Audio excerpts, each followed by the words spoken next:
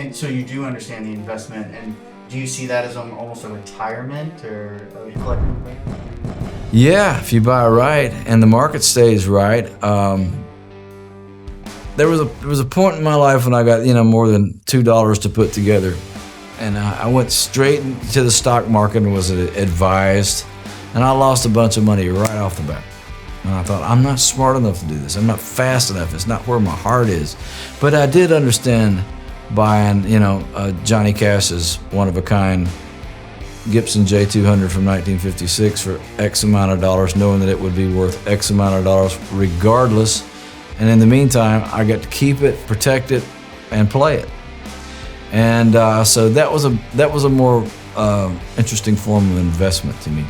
Well, the ultimate example of that is Clarence White's B-string bender. His wife Susie, I went up there to buy a '54 Strat. After Clarence passed away, his wife Susie moved back to Kentucky with her son and daughter. And she called me one night and said, I'm thinking about selling a guitar, that belonged to Clarence. I said, I'll be there.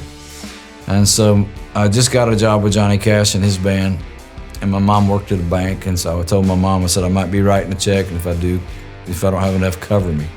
So I went up there prepared to pay, whatever, just because it belonged to Clarence. And it was a '54 Strat that was basically a parts guitar that he and Gene Parsons had used to piece out and using that old pull string.